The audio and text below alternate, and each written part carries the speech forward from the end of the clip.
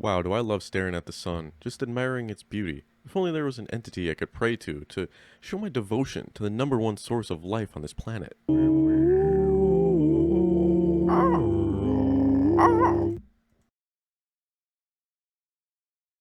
Hey all, Gsper here and welcome back to the Spell Brigade! So 2 weeks ago I posted a video on the Spell Brigade, a quick overview, the fastest overview I think I've ever done on any game ever. And wouldn't you know it, the devs posted a comment, which is awesome, and they were just like, oh, can we see a new video? We love you, Mr. Gsper. We would love to see more videos on it. Oh yeah, we love you, Mr. Gsper. Why isn't this more popular? We love your game, or your video. No, they didn't say that. I just commented that I have another video in my brain, and they were just like, oh, we'd love to see it, and so here we are. So I expedited the process because, you know, I love the developers commenting on my videos. It's awesome. So let me reintroduce you to the Sun God, the menace of short-range combat, the menace of get away from me, I'll kill us both, the single greatest member so far in the Spell Brigade. This topic is up for debate, but my rebuttal for your counterpoint is just going to be okay. And can your character provide sunlight to the world? I don't think so.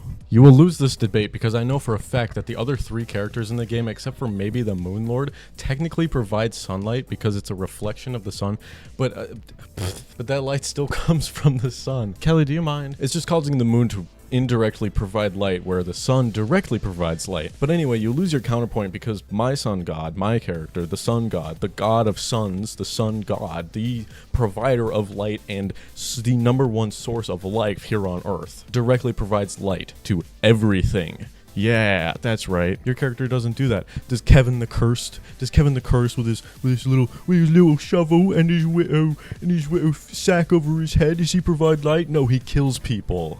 He kills people. Does Reginald Shadowcloak know anything? Well, he's got a book that has everything he needs to know in it, but does he actually use it for knowledge? Or does he just like flex it and be like, oh, I'm a little guy with a book? I mean, they don't all have to be super British, but you know, I'm making a mockery of them. It's playful mockery. I love these guys. Except for Kevin. The Moon Lord, though, huge respect to the Moon Lord. We'll get into him later. I mean, not this video later, but maybe later, you know? Anyway, enough air geology. Let's get into what makes the Sun God amazing from the standpoint of this game specifically, and nothing about what is actually outside, because let's be real, that shit doesn't matter. I mean, it does, it really does. It matters a whole lot too much. But anyway, I'm just a stupid little guy making stupid little YouTube videos, so what do I know? So in case you missed anything, the Sun God emits a solar pulse which does damage ticks over time to everything in the area, or inside of his little aura, I should say. The rate of damage ticks can be slowly upgraded over time, and ideally the first thing I like to upgrade is the area of effect of this damage. So just having the largest aura possible is just the way to go, I think. You can also upgrade the damage that it does, so whatever. Now in an ideal world, you get to an upgraded point to where you can just stand still and everything comes at you and just dies before they can actually hit you. But we don't live in an ideal world, so we find ourselves reaching for something that we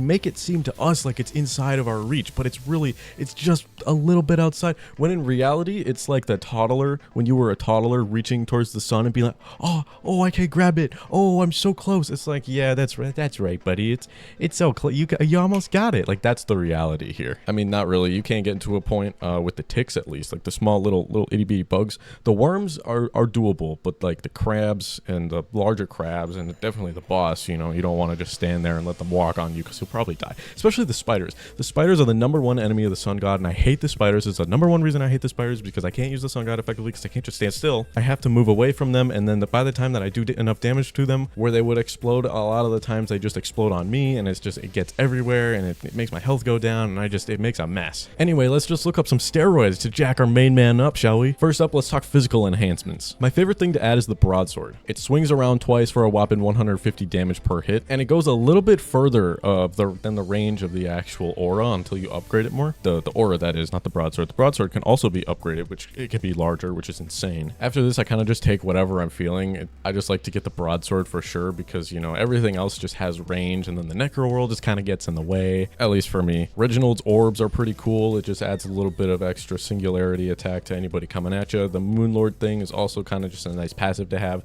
And then the little spears that go out are pretty cool, but you just have to like time it well with running away from everybody all the time and then just going like, whoosh, and then you hit them with a dagger. As for elemental upgrades, I love both lightning and fire equally.